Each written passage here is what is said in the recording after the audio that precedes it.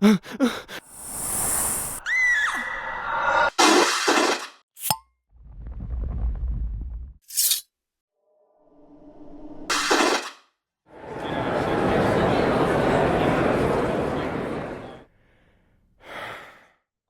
and welcome to the Supernatural track here at Continual. I'm your host, Gail Martin, and tonight we are looking at part 2, Best Dean Episodes. Now, there are 325 episodes, Dean's in all of them, and we love him very much. But some of those episodes are the ones that we just come back to over and over again because they kind of give us that Dean fix that we need. So thanks to Elektra, we do have a list of the ones that we talked about in part 1, and you can find that here in Continual and also on our YouTube channel and my YouTube channel. But we are going to pick up where we left off as soon as our wonderful panelists introduce themselves, starting with Carole. Hi, I'm Carole Stokes. I've been a fan of Supernatural since season 3. I started writing fanfic in 2012, and in 2023, I launched my new pen name, Ellis Colton, for writing romance. Okay, Melissa. Hi, I'm Melissa, and this is Kitty, and I've been a fan since the night the pilot aired, and Kitty has been a fan since June of 2020 because that's when she came to live with me. Okay, Lynn. Hi, I'm Dr. Lynn Zubernis. I'm a clinical psychologist and a professor. That's my regular job, but my fun job is writing books on fandom and especially on supernatural fandom. So I've written a couple of books with the actors of Supernatural, which was really fun. And I've been a fan pretty much since the beginning and been watching since the beginning. Okay, Elektra. I'm Elektra Hammond. I'm a writer and an editor, and I started watching Supernatural from that very first episode all the way until the last episode just made me cry. Anne? I came late to the Supernatural fandom, but I went completely down the rabbit hole and have been to 3 conventions so far. And I just love talking about Supernatural, and I love talking about Dean. And I'm Gail C. Martin, and Morgan Bryce. As Gail, I write epic and urban fantasy. As Morgan, I write urban fantasy, male paranormal romance, but all my modern day worlds are ones that Sam and Dean could walk into and feel right at home. I came very late to the fandom as well. I fell in love halfway through season 11, binge watched 11 seasons in time for season 12, fell down the rabbit hole, and as anybody who knows me knows, I haven't hit bottom and I'm not looking to. I proudly claim the title of obsessed fan. So let's pick up on, before we get into listing things, let's give one quick round for what makes a Dean episode a favorite Dean episode. Because, as a diehard fan, we can say that there are arguably almost no bad episodes, except maybe Bugs. And that one that was supposed to be a spinoff and didn't work. But other than those 2, there are hardly any bad episodes. So, and any episode with Dean in it is a good episode. So what makes these the best of Dean episodes? Carole? I think for me, part of it is Dean having maybe a slightly more prominent role, because there are some that are very 50-50, and there are some that are really focusing on Sam, and there are some that really focus more on Dean. But I think even beside that, it's more for me a matter of, do we get to see Dean in a new light, a new perspective? We get to see Jensen acting range, something that is more than Dean hunting by the numbers, where one or more of these attributes has come into play that make it particularly memorable as a Dean episode. Okay, Melissa. Well, we'll put aside the how does he look in this episode? Is he wearing period clothes? Or we'll put that aside. For me, it's when I just looked at my list, and everything on my list showcases, most of them showcase Dean's love for Sam. And these are some of the episodes that to me are really like, you can see it in flashing neon lights. And so that's where my picks come from. Very good. Lynn. I think for me, it's often the ones where we find out something psychological or emotional or personality trait wise.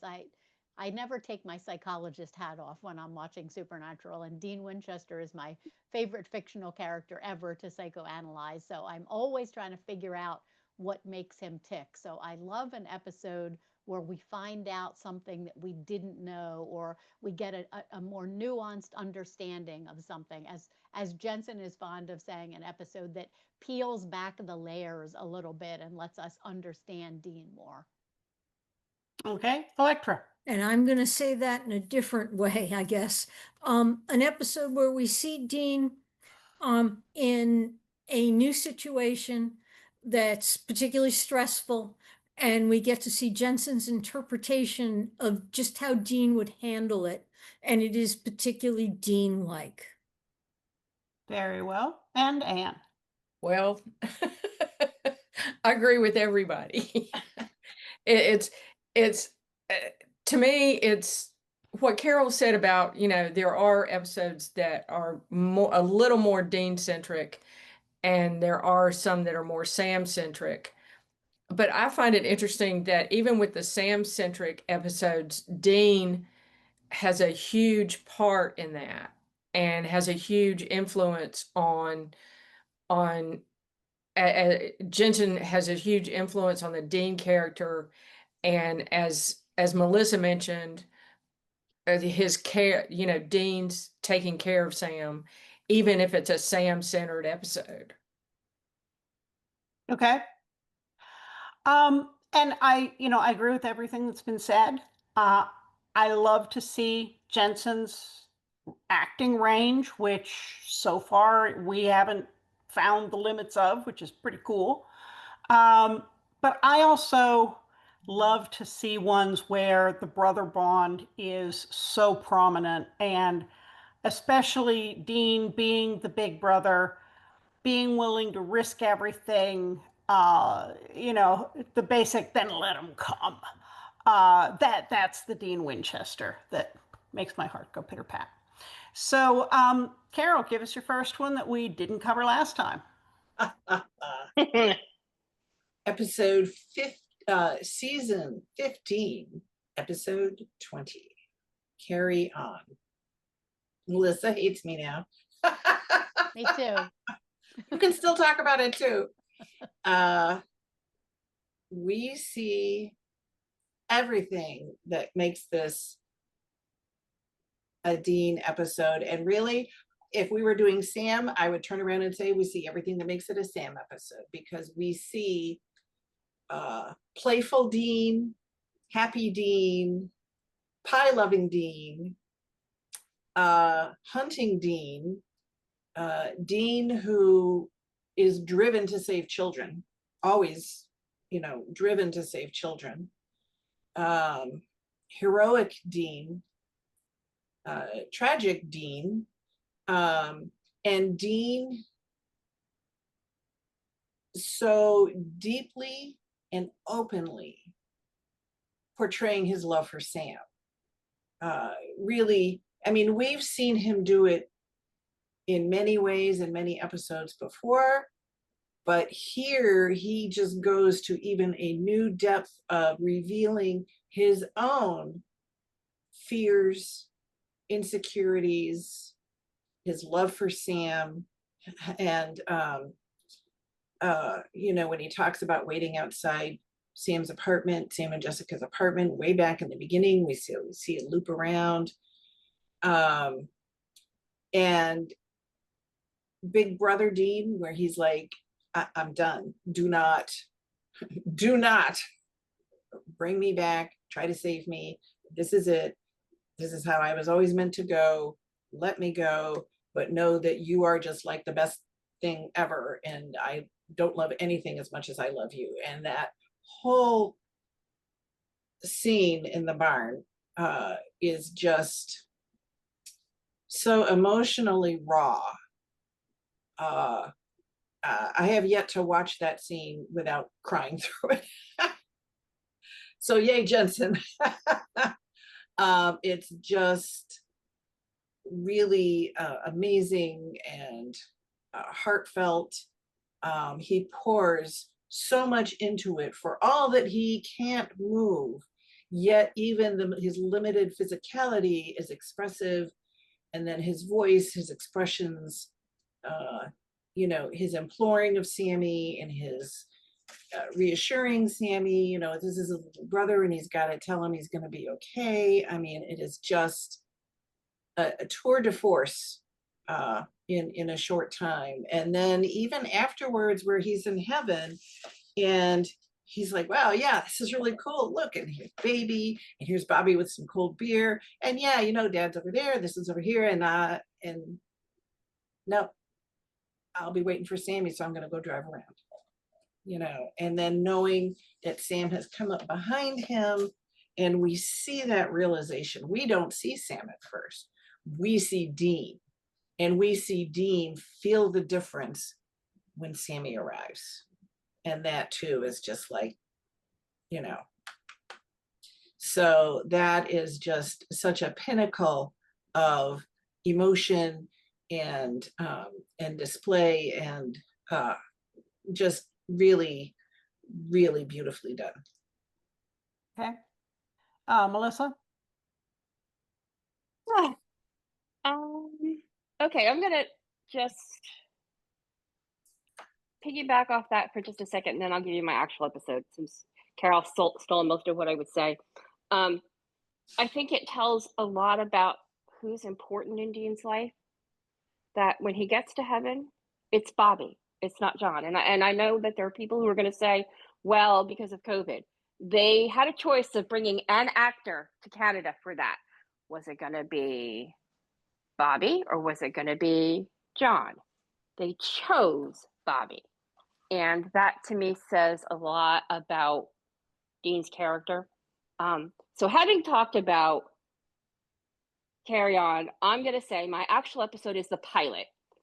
Watch Carry On and then go and watch the pilot. And if that pilot doesn't land completely different for you, I don't know what to say, because the pilot, we set up the relationship between the two of them.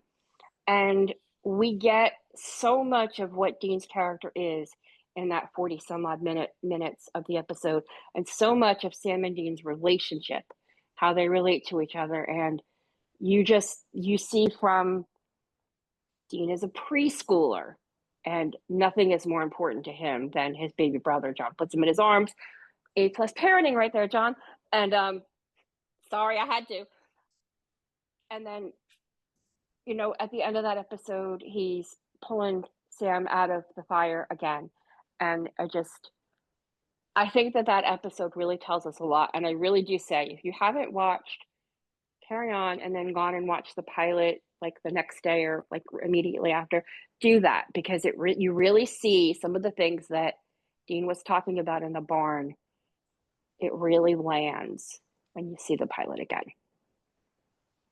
Okay. Lynn? Yeah, I totally agree with both of those. Those are two of my very, very, very favorite episodes. So totally agree with all of that. I'm going to go pick something that is not very obvious, but it really fits in with what I just said is my criteria for a favorite Dean episode, that we find out something that helps me really understand the character in a deeper way. One of the first episodes that really did that was Something Wicked in season 1. It really helped us understand. First of all, it let us see Sam and Dean, young Sam and Dean, and really, it's one thing to kind of hear, oh, Dean, had to kind of step up, and sometimes John wasn't there and he was responsible for Sam, but to actually see it, Dean as this little baby-faced boy, trying to cook SpaghettiOs and save up enough cereal and keep Sam fed, and then the responsibility on his shoulders to not be a child himself, but to be there and keep Sam safe. He goes out to play video games because he's a little kid. And that creates this horrible scenario where he almost gets his brother killed, which the amount of guilt that Dean carries going forward from that And from John's reaction to that when he comes back, one of the hardest scenes ever to watch for me is when John comes back and, in the nick of time, saves Sam, saves the day. The look that he gives Dean as he's holding Sam, he looks at him with such venom and disgust and like, you just let me down in the worst way possible. It just crushed my heart for that little boy who just wanted to go play video games. And so it just told me so much about Dean in that episode and about that guilt and sense of responsibility that he carried. And I think it also helps you understand in season 1 just how complicated the relationship between Dean and Sam is. Yes, Dean loves Sam. Yes, Sam loves Dean. But there's a lot of water under that bridge. There's a lot of resentment that it made Dean feel the worst in his entire life that he was saddled with the responsibility so inappropriate for his little brother. There's resentment that comes out of that too. And Sam could feel that resentment. So it's not just, oh, I love you, I'm glad you're back. Oh, I love you, I'm glad you're back. It's really complicated in season 1. And I thought that episode did a really good job of showing us why. And that those young actors, I think it was Ridge Canipe or Canopy, I don't know how you pronounce his name, but such a young kid, so good, so good. Yep. You can see how much it hurts little Dean when his father looks at him like that. And then it just morphs back into present day Dean seamlessly. I thought that was amazing casting. So I really like that episode. Okay. Elektra. The first episode of season 4, Lazarus Rising. We get to see brief bits of Dean digging his way out from being buried. And then we get to see a little bit of how hurt he is when he's rejected. I'm here, I'm back. And they hang up, he calls Sam, he calls Bobby, they hang up on him. He finds Sam and Sam just, doesn't believe that he's back. He has to prove that he's not a demon. He's a human. He's not possessed. It's just, the same thing that they do to other people who show up that they don't believe. And then he goes to Bobby and he has to do the same stuff. It's just, no matter what he does, no one is believing him. And you can just see how ripped up he is. That nobody that should just, the people that he trusts the most in the world don't believe him. And the performance is fantastic. And there's just this, who can I turn to? And then the whole, what do you mean you're an angel bit is one of my favorite bits in all of Supernatural, when we first see Castiel and their reaction to it. But the performance throughout all of that is just a whole nother sign of a vulnerable Dean who just, this has got to work. They got to trust me. They got to accept me. I mean, I'm back. And it's one of my favorite episodes for so very many reasons. And that is just a big piece of it. And I'll never be able to look at crushed Oreos the same way. I was just going to say that. Since we know that that's what they used for dirt. And Yeah. hearing Jensen talking about that coffin scene and being buried in a box and having to dig his way out. I wouldn't be surprised if Jensen has a little bit of trauma over there. I certainly would. Oh. Anne? Well, I've loved all the episodes y'all have already mentioned, but I'm gonna go with well, let me see. I think I'm gonna go with the one you've been waiting for, which is in season 12, episode 5, and that's the one where it's the second time they've encountered the Thule. I guess I'm saying it right. and they're trying to figure out what's going on with the Thule and this young woman. They're saving this young woman who happens to be a descendant of Adolf Hitler, and actually then Dean gets to utter the immortal line, "I killed Hitler." And he says it repeatedly after that in a lot of different episodes. But it also has a special place in my heart because at the second convention I went to, I met a young woman who was in the next row behind me. And I don't know if you remember in that episode, they go into an antique shop because they're looking at the scene of the crime, and Dean knocks over this wooden boat that's an antique boat of some sort. Well, this young woman bought that boat at one of the sales, at one of the prop sales, and I have a picture of myself and her holding the boat. So that makes that episode a little bit more special to me too. Okay. You just, Am I back? You're back. yes. Okay, I'm going to go with one that is a little funnier or a lot funnier, and that is the French mistake. Because we know Jensen can rip your heart out. We know that he and Sam have that whole codependent relationship that even the angels just kind of looked at and said, I don't even know where to start with this. But Jensen also has such fantastic comedic timing. And we saw both Jensen and Jared bring their A game, as always. But on the funny side of things, to the French mistake, where, you know, they're thrust into an alternate universe where they aren't Sam and Dean Winchester. They are a Jensen Ackles and a Jared Padalecki. What, you're Polish now?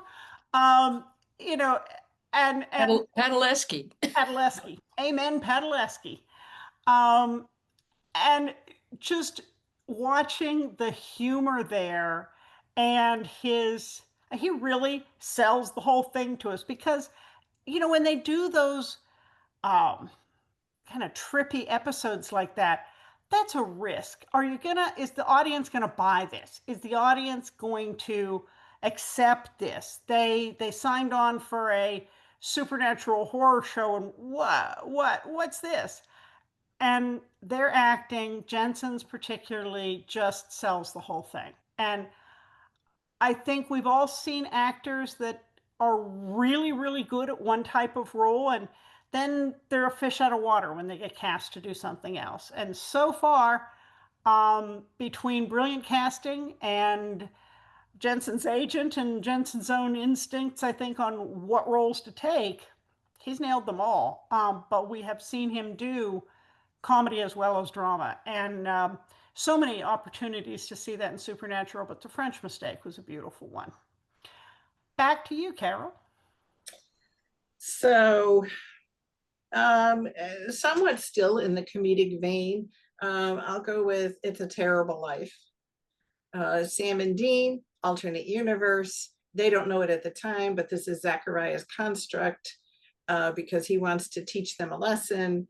So when you see Dean, such an opposite of the way Dean really is. You know, our Dean is like burgers and fries and fast cars and fast women and lots of booze and everything. And here we have Dean in the most corporate dress possible, with like the shirts with the white collars and the tie, and he's doing a cayenne and maple syrup cleanse, and you know, oh no, beer is just like too carby, and he's driving like a Prius or something. It's and a Prius. Just, you know, he's all about the sale figures in northern Wisconsin and stuff. So we see this kind of Dean, which so opposite of our Dean, and yet he makes it so believable. Like we almost could imagine Dean becoming this or having grown up like this. Ultimately, of course, he and Sam figure out what's going on, that this is in fact, well, I think Zachariah really reveals it, but the whole point is that even with this construct, with this facade of the lives that they're in, he and Sam find their way to each other and hunt, you know, despite being these really different people, their core mission of hunting and protecting each other comes through. And but it's really amusing to see them go down the path to achieve this. And they're actually watching the Ghost Facers website to get tips on how to hunt a ghost, which is really, you know, the cat chasing the tail or the tail chasing the cat or Talk something. about self-referential. I mean, Yeah, it's hilarious, but in the end, he comes back to his true self and, you know, and claims it. And he's like, this is really me. And I am not a corporate, you know, pawn and everything. So we get to see some comedy, but we get to see Sam and Dean, you know, reclaim their relationship. And so it's just a treat to watch. okay. Melissa. Isn't it Lynn's turn next?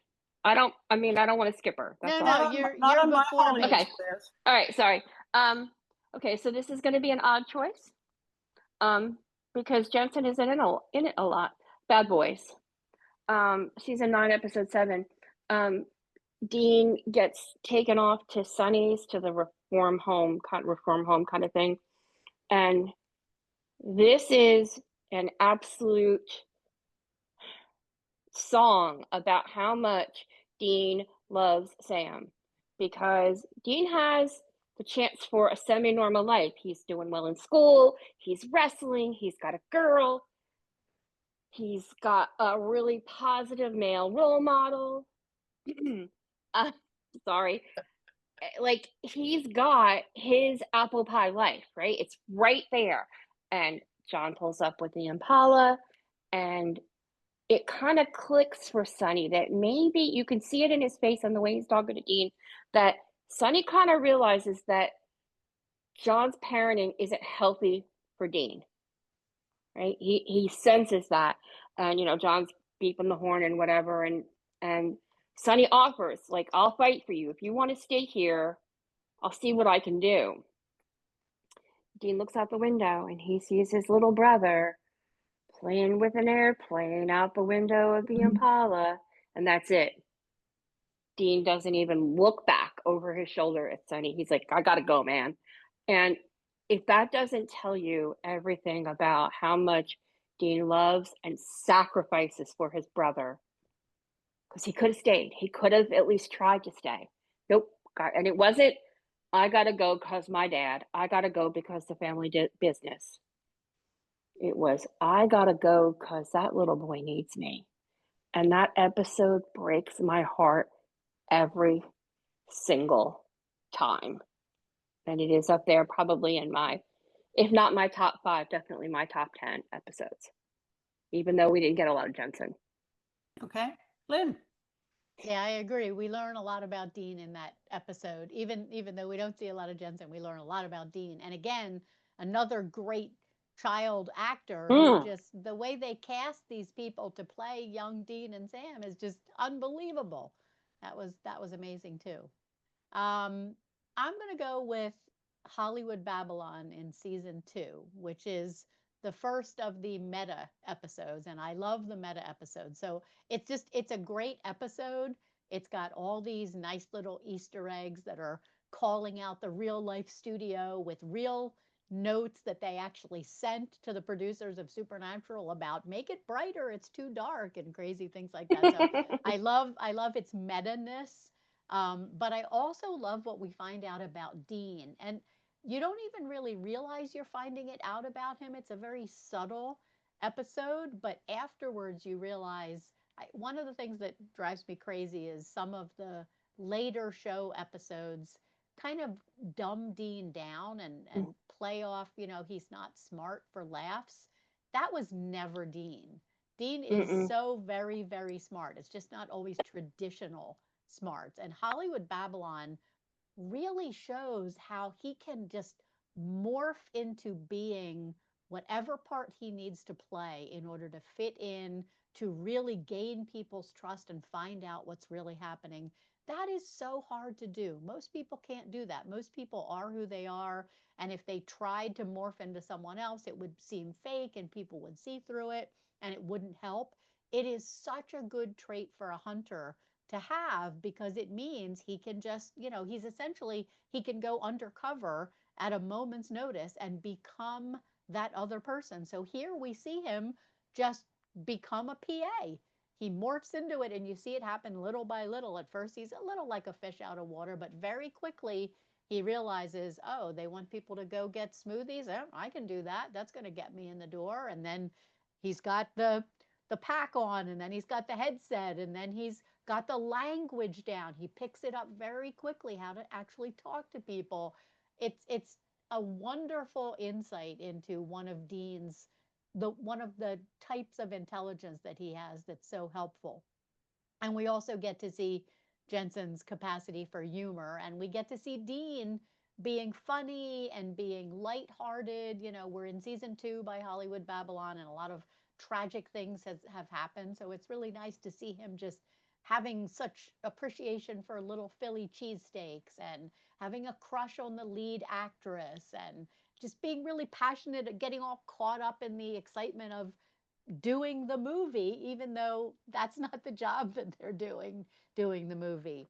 So I love all of those things. And I love that it's also a very scary episode at the same time. So we see him be able to morph from kind of silly PA, I love the cheesesteaks, craft services is great, Dean, to, oh, holy crap, there's a giant propeller fan that a guy is about to be sucked into, and hero Dean comes out and saves the day. So we really get to see just how competent Dean is. And I love seeing a competent Dean.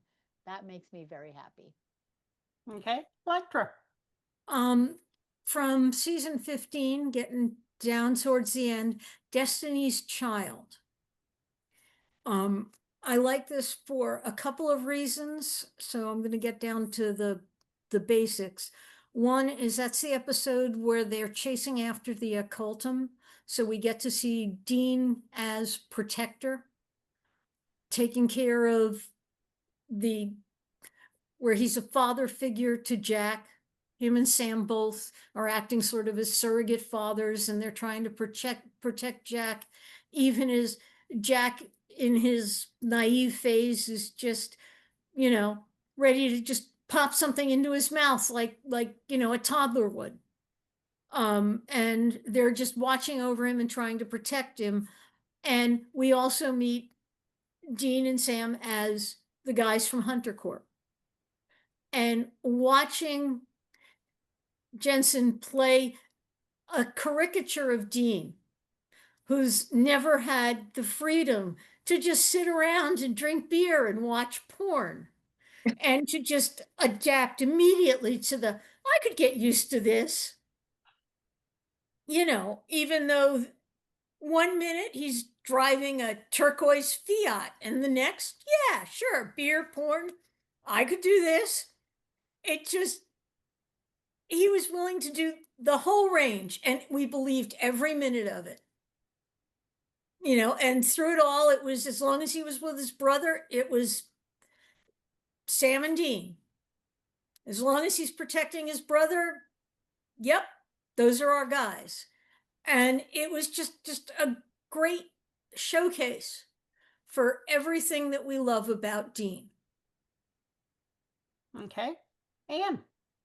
Well, I'm going to season 15 too, and the hero's journey and the tap dance. I mean, Come on. talk about peeling off layers of talent. He can sing, he can dance. I mean, this guy's a triple threat. That whole sequence is just amazing, and it was fun. It's fun to hear. There's a clip somewhere of DJ talking about it, and how he didn't know that he would be able to, if he would be able to do it at all. And Jensen just picks it up and does it. And but it's also an interesting episode to see how you know, their luck has changed, and it's just they're not, you know, he gets parking tickets, which he never got before, and that sort of thing. And so you get to see, well, both of them, but Dean reacts a lot more. Dean's heart is on his sleeve a lot of times. His emotions are, and you know, Jensen is so good at showing those emotions on, just in micro expressions, and it just, you know, and baby conks out on him even, and he just can't believe that. And so it's an interesting, it's another interesting episode where we see layers, and we see more of what Jensen can do acting wise with that character. Okay. Well, I'm going to go for a rip your heart out one with Profit or Loss. This is where Dean is possessed by the Archangel Michael. He's barely keeping Michael at bay. And, you know, where most people's last resort option would be, well, then I'll just, you know, off myself. That unfortunately tends to be Dean's, you know, 1 or 2 option. He goes there kind of fast many times. And Sam's having none of it. You know, they spend a lot of the episode driving, and Dean is trying to make this our last road trip. And come on, Sammy, make this good for me. Give me a good memory to go out on. And Sam is just brooding more and more because this is not what he wants. And they have that epic fight by the car where you know, Sam actually takes a swing at him and says, you know, I believe in us. Why don't you believe in us too? And you can see it on Dean's face, and Dean grabs him to keep from getting hit again. And you can see the look on Dean's face as it sinks in that he is hurting Sam despite the fact that he thinks he's saving the world. And he says, okay, Sammy, okay. But if we don't have any other choices, and this is Sam's wonderful speech of, we don't have any choices today, but tomorrow there could be another choice. And if you're not here, you know, that won't work. So it was such a fraught moment between the two brothers. And I think we've all heard the clips of Jared talking about how hard it was on him to film that episode, and how he kind of had to go walk it off, and Jensen had to go after him. And you know, there's so much emotion there that I just love it, because here these guys have gone literally through heaven and hell. They're still together, and they have to keep reminding each other what the real important thing is to keep fighting for. And hint, it's really not saving the world, it's saving each other. So, lightning round. One more round to tell us quickly one more episode and why you love it. Carole? Season 12, episode 22, Who We Are. Dean goes into Mary's brain.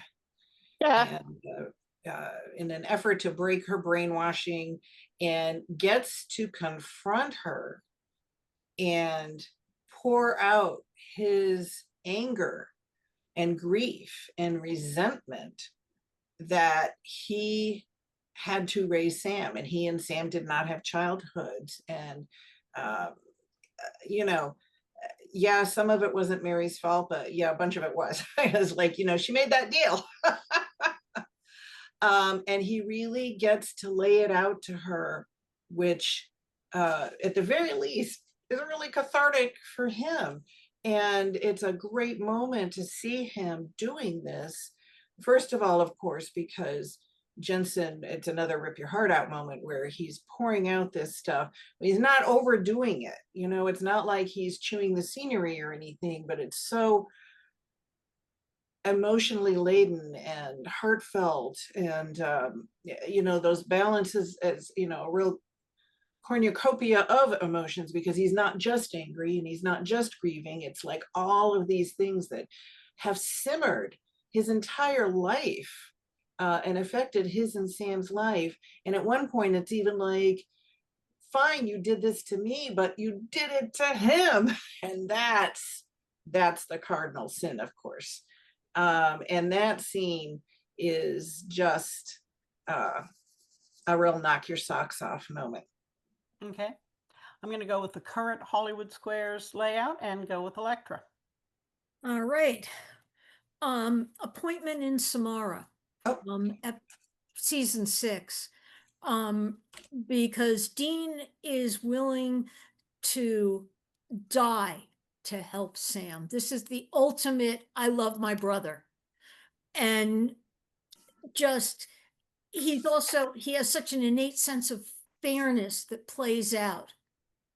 That, well, I didn't do the task you gave me to do, so all right, I get it. I play fair. That's it. And he's willing to accept that he blew it. He tried his best, but he couldn't let somebody die. And he's just such a damn good guy. And this episode, it comes through. And bonus points for we get to really get to know Death in this one. And he's just so cool. And in the end, he goes back and, he has to give up the 12-year-old girl in order to save Sam. And he's not happy, but he does it because he understands the natural order now. It is a killer of an episode. It breaks your heart, and he does a great job with it. So we get to really, as Lynn would say, peel back the layers and get to know Dean a lot better. Okay. Melissa. We're going to see if Kitty will quiet down enough. Lebanon. The episode is, there's some of the episodes that I'm just kind of like, yeah, whatever. But we got John and Dean in the kitchen. And John saying, son, I really wanted you to have a family. And the look on Dean's face, and he says, I have a family. Yeah. Golf clap, I'm done. Lynn?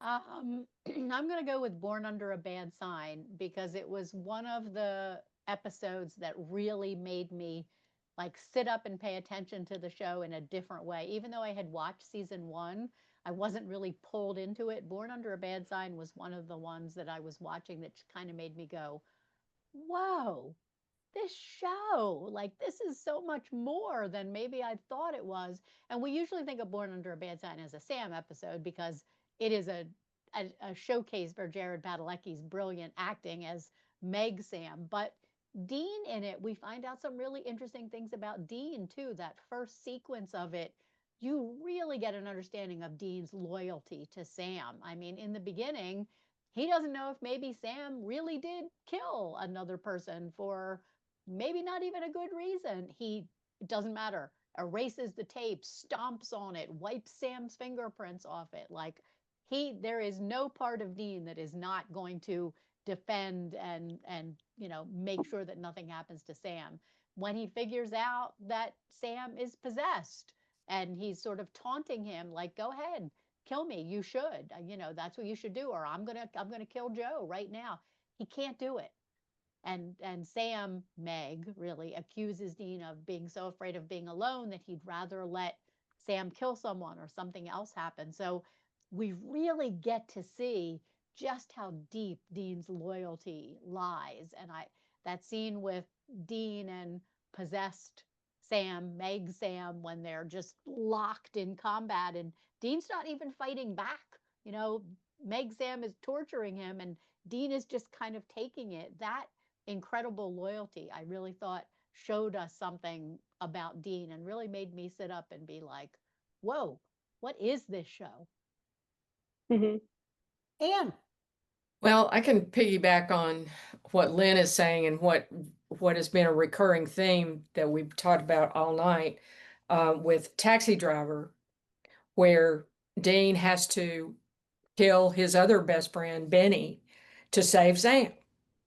And it's just that whole scene just ripped my heart out because I love Benny. That's Benny's always been one of my favorite characters that we didn't see enough of.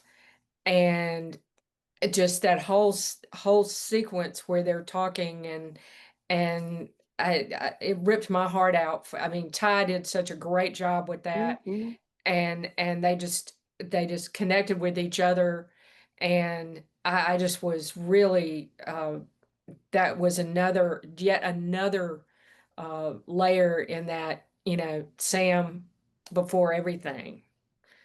And I do have to mention very quickly the opening sequence to Atomic Monsters. Mhm. I mean, Yep. that was fabulous. And there we have Ty again. So Mhm. Well, I'm going to go with one that is funny and yet self-referential. Supernatural did a great job in many episodes of putting you in a funhouse mirror and putting characters in a funhouse mirror where you were seeing them, being someone else, being them. Sometimes you almost needed a map. And Mint Condition was Supernatural, a horror show that had a possessed, you had possessed comic book toys. Okay, this is just perfect if you know this fandom. And so Dean has been sulking in his room, and Sam finds a case with a killer Pantero comic book toy and gets Dean up and out of his room and onto a case. And they end up fighting a possessed life-size figurine of a character from a slasher film series that Dean absolutely loves. David Yeager, Time to Slice and Dice. And so, yes, it's possessed, but it's also Dean getting to be in his favorite slasher movie series, hunting the bad guy from the series, and it's serious, that it's dangerous, but there's this glee in Dean also that I'm getting to kill my favorite monster. This is so cool. And I love how Jensen can bring all those pieces together and make us believe all of them. It's just genius. Well, folks, we we have gone through a lot. There are still a lot of other episodes because 325, can't get through all of them. But I do want very quickly for everybody to get a chance to say where we can find you online. So, Carole? As Carole Stokes, you can find me on Facebook and in many continual panels and in the continual Facebook group, as well as the TFWNC group that Gail runs as Ellis Colton. All of my links and media are on elliscolton.com. And currently my new book, The Malevolent Sea, is now out on Amazon. Elektra? Elektra Hammond, you can find me at untilmidnight.com. I do most of my socials on either Blue Sky or Mastodon, and on Mastodon on Monday nights at 7 under the hashtag WriteFant, you too can answer 4 questions on a random topic. Join right in. Everybody is welcome. Okay, Melissa? You can find Kitty and I on the TFWNC Facebook group that you moderate, where we talk about lots of things supernatural, or here on Continual. Very good. Lynn? You can find me on all social media at FangasmSPN. You can find my books on Amazon or at any bookstore. You can find the 2 supernatural books, There'll Be Peace When You Are Done and Family Don't End With Blood, that were written with the supernatural actors, at the website peacewhenyouaredone.com. And Anne? you can find me mostly on Facebook and Instagram under Ann Wicker or Ann.Wicker, I think, on Instagram. But always look for the bracelets. And coming soon is annwicker.com. Woo! Right. I'm pretty easy to find online at gailzmartin.com, morganbryce.com. If you spell those right, you'll find me on all the other major social medias where I talk about the books and the conventions and Supernatural. I do run the Supernatural TFWNC group where I post and repost all the pretty pictures and videos and reels that I can find. But mostly you can find me here on Continual. So thank you guys so much for being absolutely awesome guests. And thanks to all of you for watching and listening. There will be more Supernatural coming up soon on Continual. So we'll see you online.